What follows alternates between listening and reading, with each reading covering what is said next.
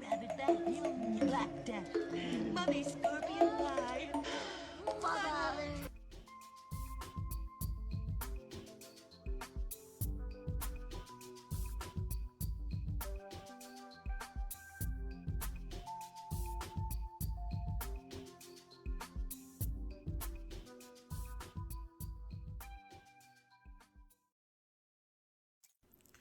Hi, everyone. Hi. Long time no see. How are you guys doing? My name is Laurie, and welcome back. If you are new to my channel, I am an artist specializing in dolls, but I also do a lot of other art. Today is all about Sarah Sanderson from the 1993 movie Hocus Pocus, directed by Ken Ortega and portrayed by Sarah Jessica Parker. This dark part of the video is short. I just wanted to let you know that I wanted to show how I made the pattern, but it's going to be quick. The rest of the video is fine. So sorry about that. Anyway, I used a 16-inch toner doll to create Sarah. The sculpt is called Breathless, so if you are looking for her, you can find her. You can also look below in the description box, and I will put everything that I used in this video down there. Anyway, so I thought I would tell the story of Hocus Pocus and how it came about and became such a cult classic. This is the second Sarah Sanderson doll I've done, and it's not the second time I've been asked. There's been more people who've asked. It's a very popular character. It's a very popular trio. So anyway, the movie, the idea was first conceived from a bedtime story that the director, not the director, I'm sorry, the movie's producer, David Kirshner, told to his daughter. The idea just came about when Kirshner and his daughter were sitting outside and a black cat just walked past them. So Kirshner came up with this story about the cat, how it had once been a human boy, and he was trying to protect his sister from a coven of witches that had cursed him to be a cat. Now, I don't know if I would have told this to my child, but I don't know how old she was. Anyway, apparently she was delighted with the story, and she wanted to hear it over and over again. So her mom, Kirshner's wife, said, you should do something about this. So he did. He started looking for writers and eventually found Mick Garrish to pen the screenplay. Sorry, I don't know what that, but I don't know who he is. But I should look it up. I should have looked up what he's done before, but I didn't. So there you go.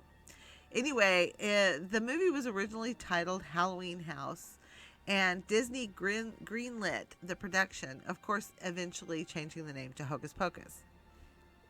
Apparently, the original concept was much darker, but the writers thought it was because the kids were like only 12 in the whole story.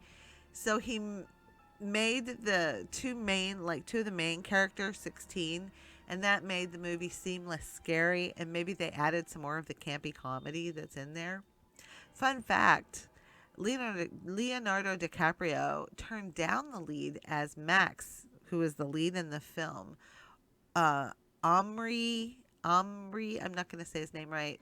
Katz ended up playing Max instead. But Leo said that he had never been offered that much money before, but he just didn't feel the part was right for him. He later ended up taking a role in What's Eating Gilbert Grape with Johnny Depp, which is one of my favorite movies.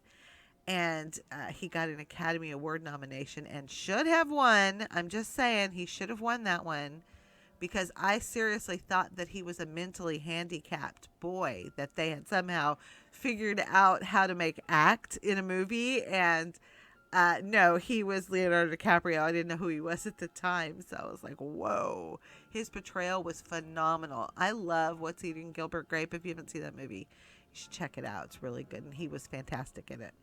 So apparently Leo made the correct choice in what movie to be in, as his career has shown. And he did eventually get his Academy Award in I can't remember the name of it. Anyway, in the movie, the witches fly.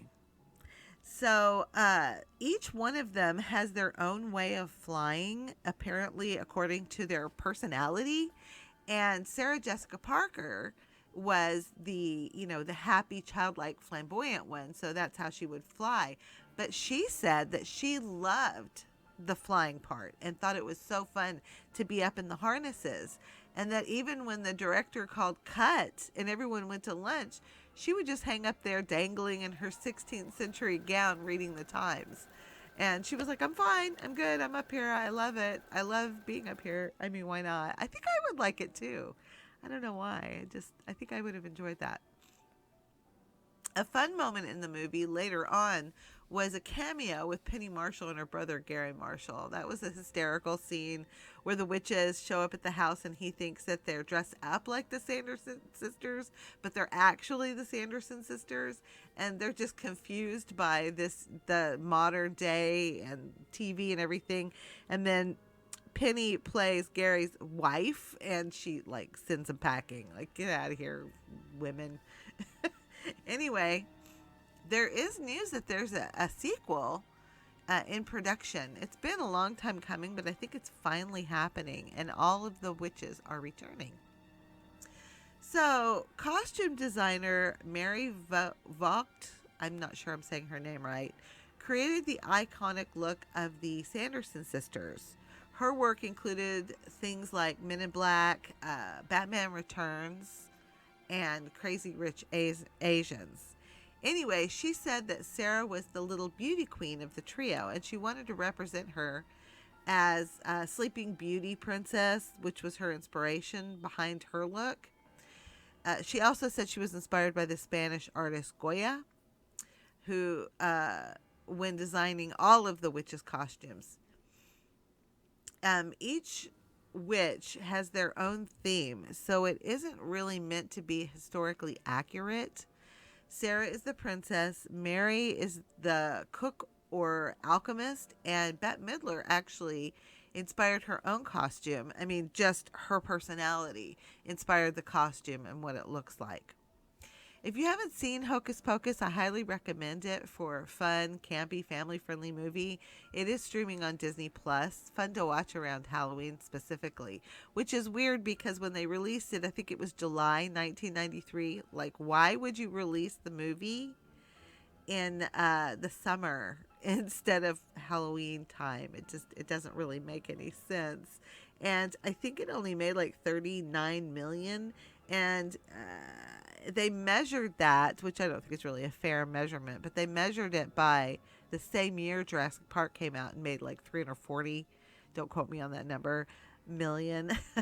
But yeah, it's not really a fair comparison. But it's a summer blockbuster, and Hocus Pocus should have been in October. I don't know what the thinking was there. I didn't see anything about it when I was doing some research, but the story revolves around three witches who stay young by sucking the life out of children. And in the opening, Sarah Sanderson, which is Sarah Jessica Parker, has lured a young girl to the witch's cottage. And she does this by singing this song while she's flying on her broom. And then Mary concocts the potion for the spell. And then Winnie weaves the spell using her famous book with the eyeball. So as they're sucking the life out of the little girl, her brother shows up and he tries to rescue his sister, but ends up being turned into a cat that will never die. So it maybe lends to the 9 lives, cats with 9 lives, but this cat has forever lives, I guess.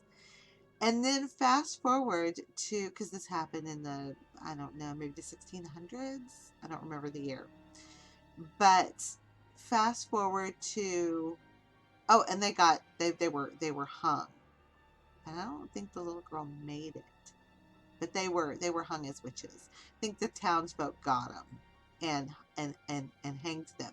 But they cast a spell right before they were hanged. So fast forward now to current time, which at that time was the 80s. And it is everything that an 80s movie should be. It's very depictive of that time when they were making movies.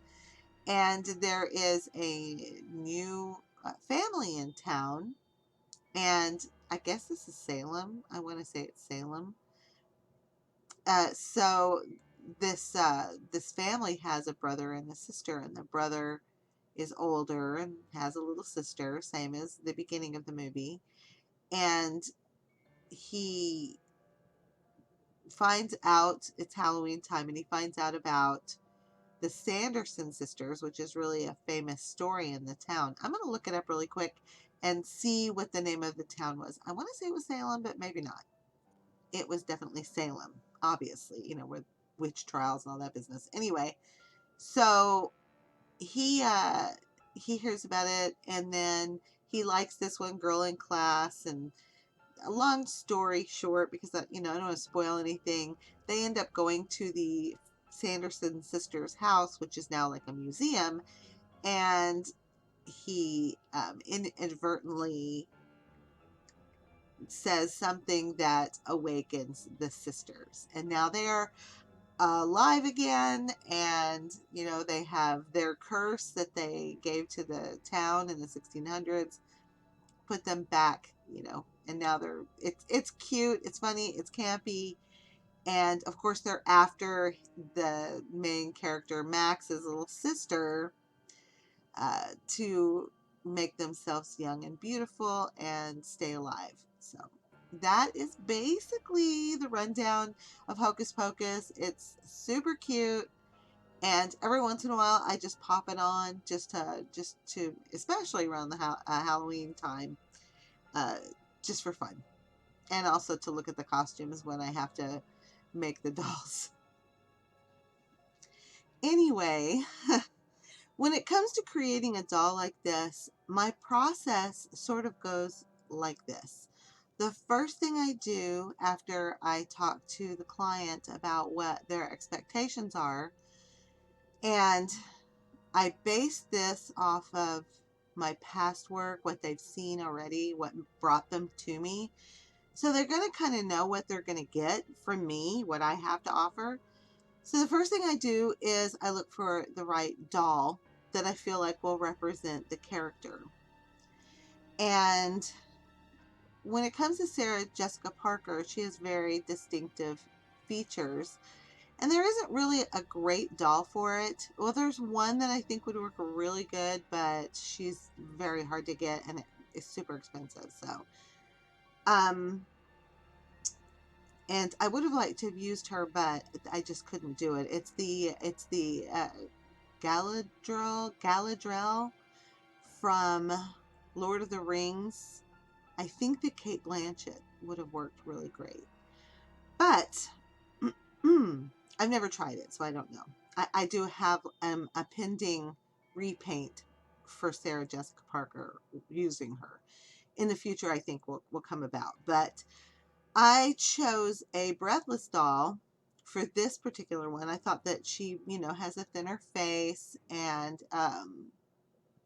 the length of the face and everything like that is sort of, and the right hair color. Now, I don't have to get a doll that has the right hair color. It doesn't matter because I can reroot it or wig it or whatever. But this one just happens to have the perfect whitish blonde hair color. And it was already curly. This one was. I think the last one I did, I had to do a little restyling, but this one not much. So she already had great hair, and so it was a perfect fit. So I found the doll, and I show the client the doll. We talk about all the pieces of what, will be, sorry, what will be on her. So for her, it's every time the second time I did it, I kept forgetting all of the different pieces that she has. I don't know, you think I have a list, I have it written down in a book, but I just kept going, oh yeah, she needs the stockings, oh wait, she needs bloomers, oh wait, she needs a cape. So the second thing I do, once it's been established what they expect, all the pieces that they expect to get with her, and it's been priced out and everything like that, time frame is usually thrown in there. But when I took this commission, it was the beginning, right before the pandemic, and we didn't know a pandemic was coming. And I will admit that I really had a hard time working for a while. Um, I got I fell really far behind during the pandemic. My creative flow was just it was a raspberry. It was just not there. And my schedule changed. I had a really hard time wanting to do anything. Sadly, I tried to keep up with everything, but I did fall woefully behind.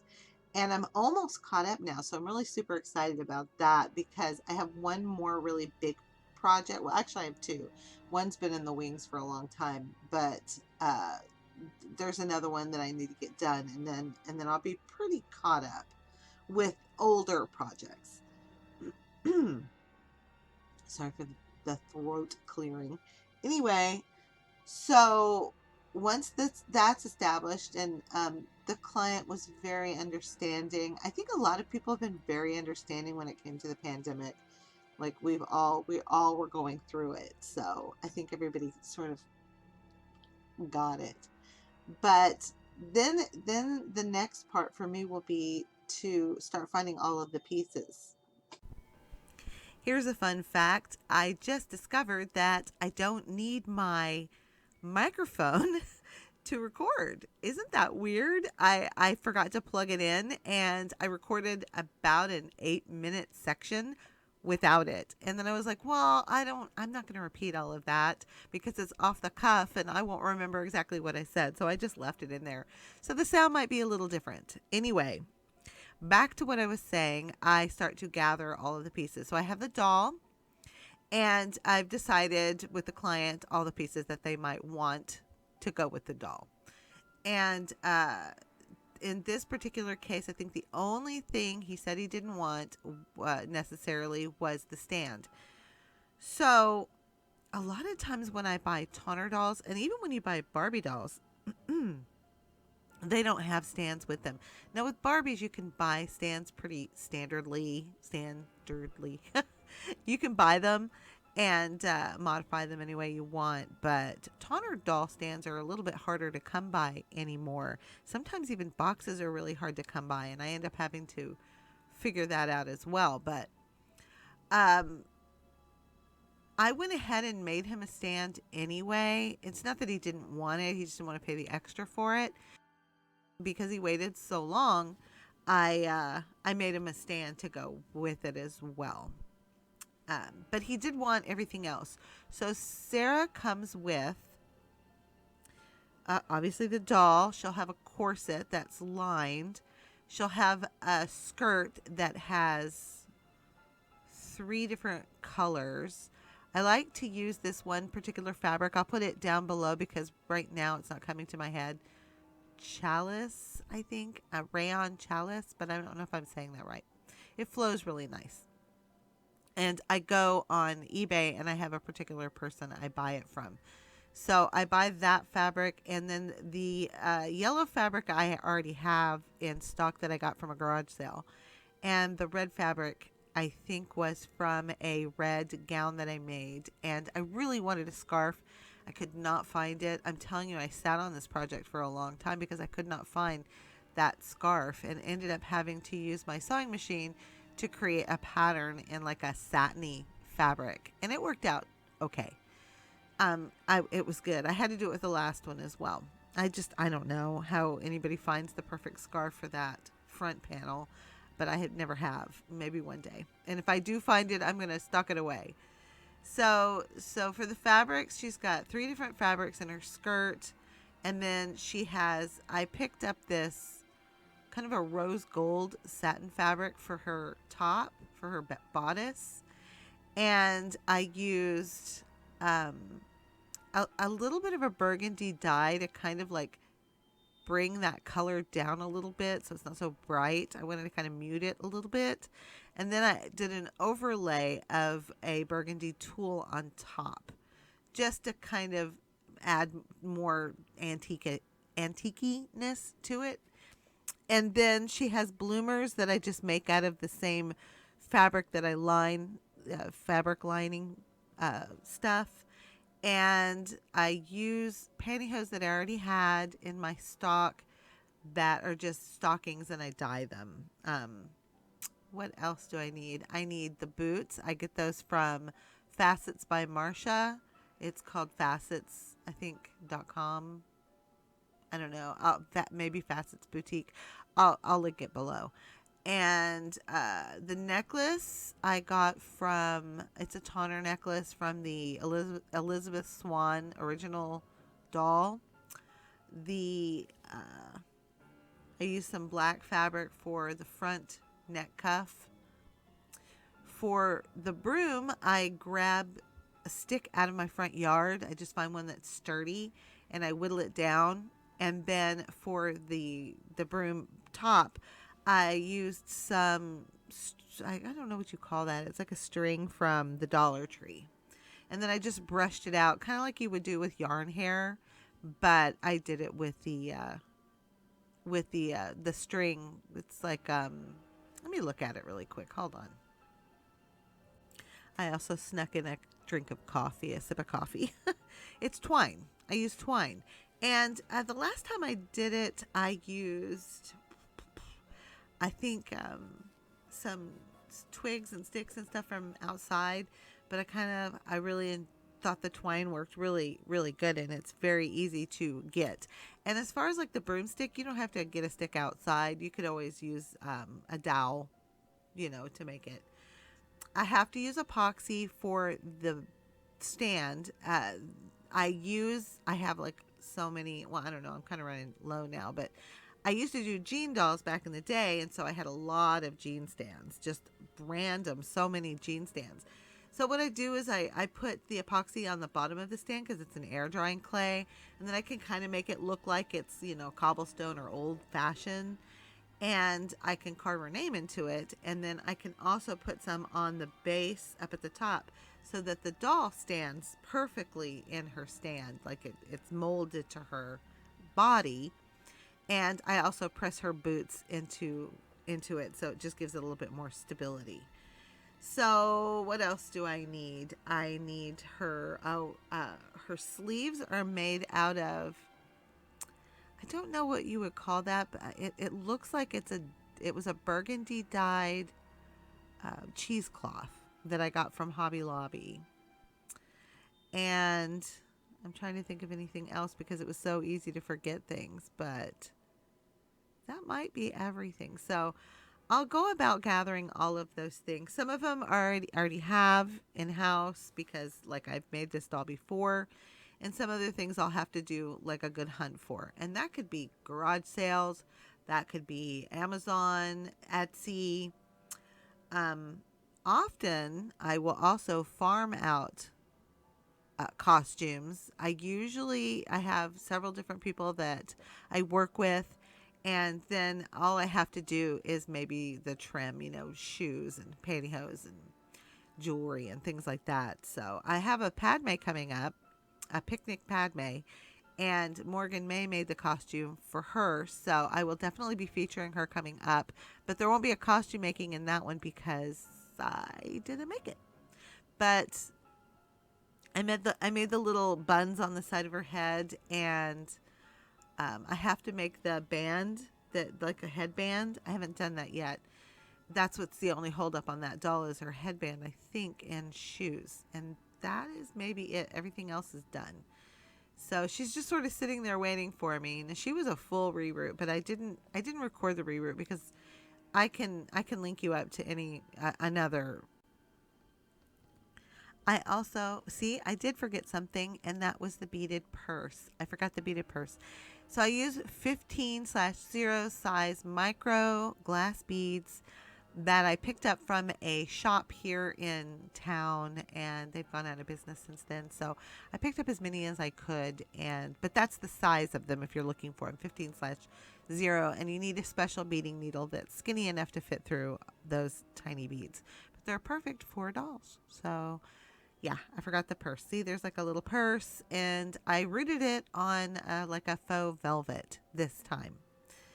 So, and I might change it up if I ever did it again. I think the last time I did it a little differently. So each one has its own, characteristic. Like while I'm doing the same process, each doll, if I did this doll 5 times, every one of them would look a little different because it's all hand done, and things change, and or new things become available or whatever. So that's how it works.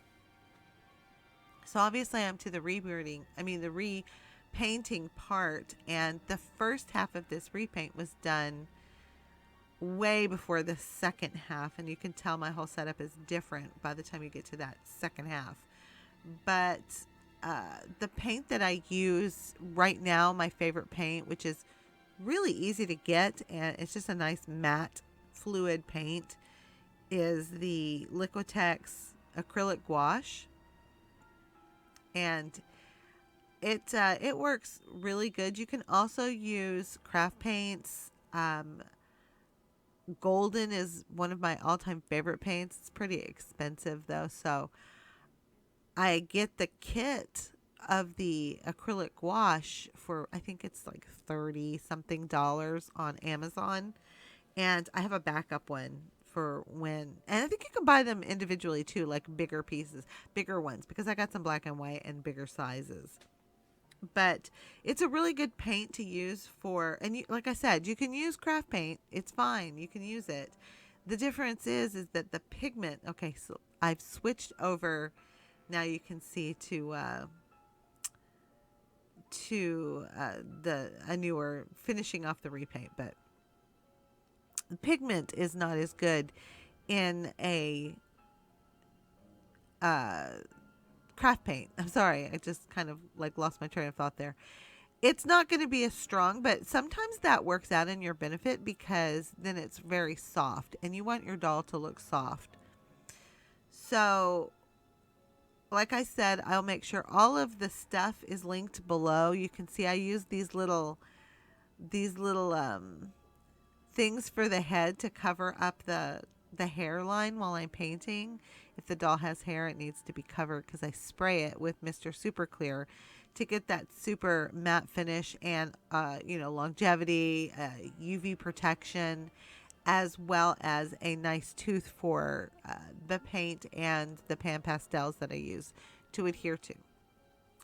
So those things on her, that thing on her head, now it's big like that because there's a lot of hair in there, but they are covers, like sanitary covers for earphones, and you can find them on Amazon. That's where I got mine.